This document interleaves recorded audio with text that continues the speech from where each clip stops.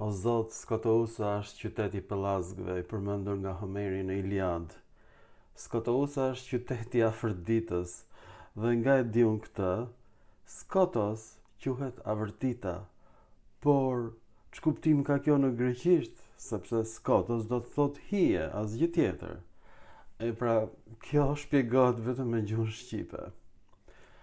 Skotos, hije, vëndierët, përkon me të njëjtën fjalë greke skia, që do të thotë hija. Por në gjuhën greke kjo është vetëm hija.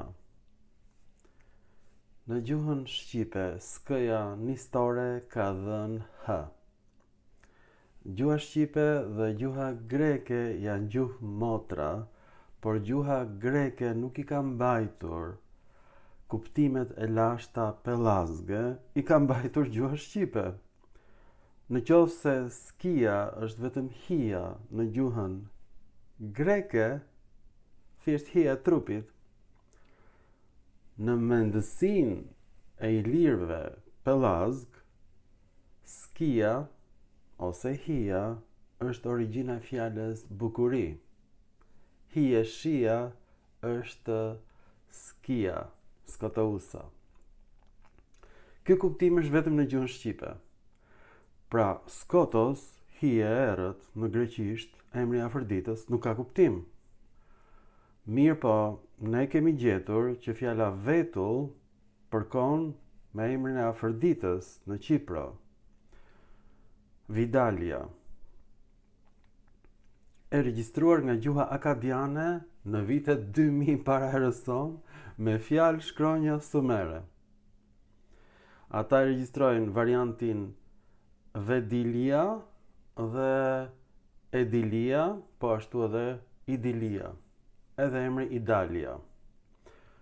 Dhe unë këtë zbulim e bëra sepse një nga nxënësit e mia ka këtë emër.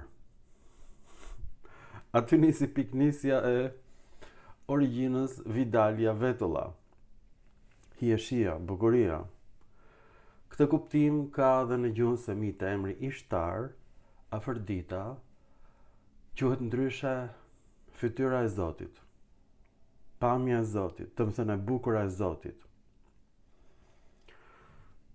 Pra, kuptimi skotousa, vëndierët, në pellazgjisht nuk ka kuptim pa shqipen. Në shqip, hija do të thotë e bukur, hieshi, por jo në gjuhën greke. Tani, kjo tregon që pellazgët kanë një origjinë helene. Pellazgët nuk janë shqiptar, janë folës helen në Pelazgiotis, në Thesali. Qyteti i tyre është qyteti i Afroditës, por në greqisht kjo s'ka kuptim. Vetëm në shqip hija është edhe kuptimi i hijes së trupit, forma e bukur në tokë, por edhe hieshi, por ka dhe kuptimin gjinde, hija, shpirtra të vdekur. Pra Afrodita merr shpirtrat e të vdekurve në botën tjetër. Në gjuhën greke kjo quhet psychopompus. Një perëndi që merr shpirtrat i shoqëron për në botën tjetër. Pra Afrodita merr shpirtrat e të dashuruarve, një lloj siç ta vjedh shpirtin e dashurisë.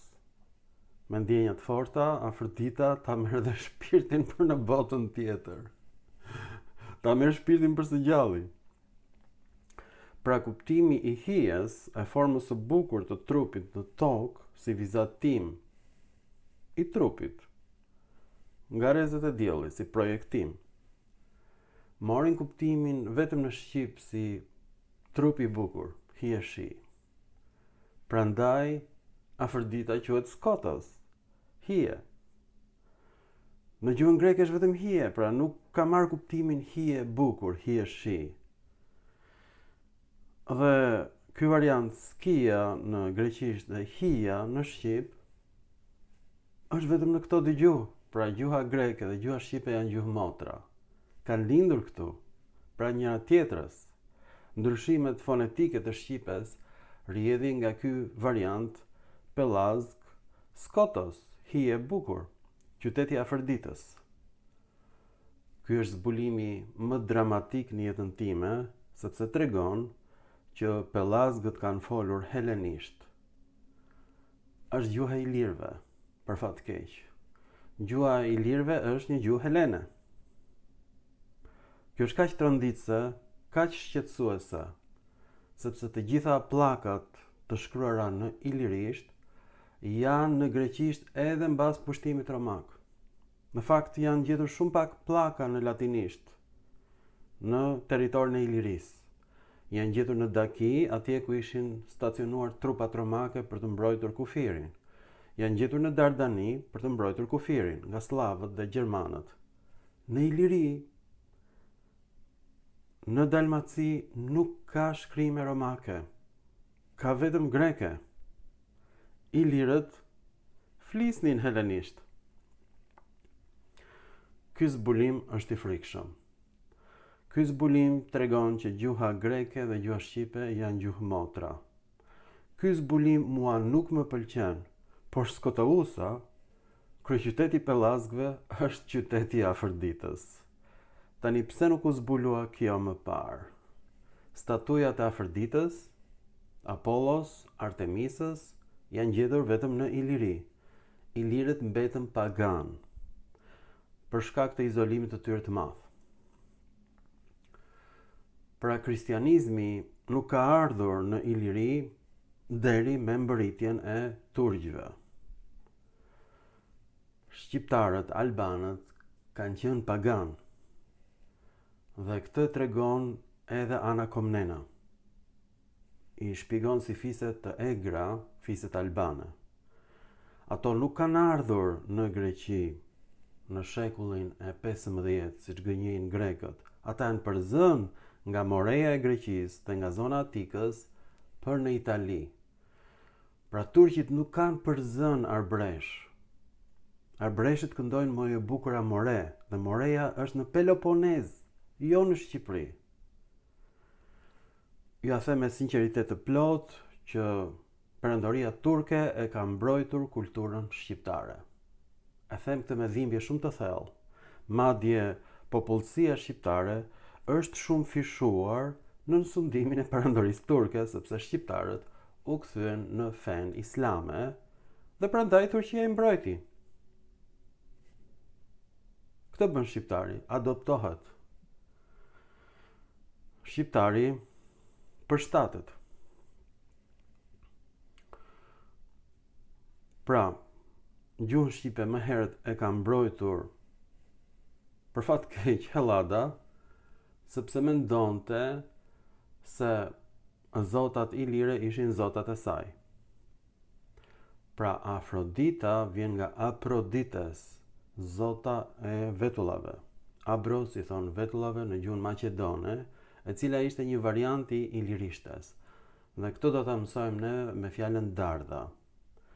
Fjala dardha në gjuhën maqedone të lashtë ka qenë garda ose garda. Dhe g-ja është bërë d vetëm në gjuhën ilire. G-ja nistore. Pra, simboli i dardhës është gjithashtu dhe simboli i Dardanis. Pse? Sepse mbretërit spartan sundonin nga dy fiset të ndryshme. Një lloj si sot partia në pushtet dhe partia në opozit.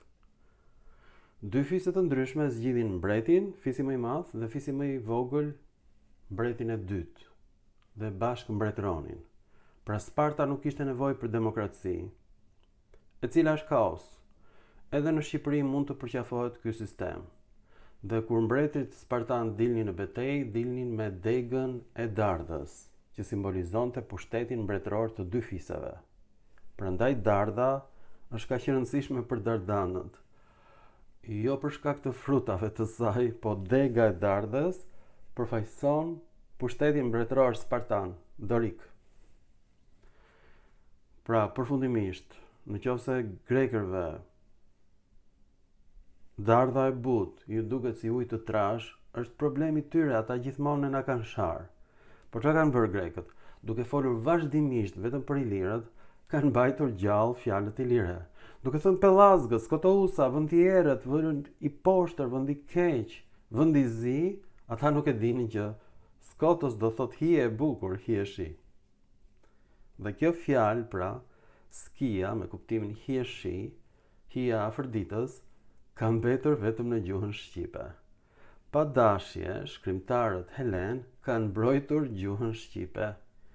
Pra, përfundimisht, gjuha pellazge është dialekti helen i folur në Thesali dhe këto kuptimet shtesë të Skotousës, hije shi Afroditës, kanë mbetur vetëm në gjuhën shqipe. Ju faleminderit të dashur pellazg në filma të tjerë shkencor.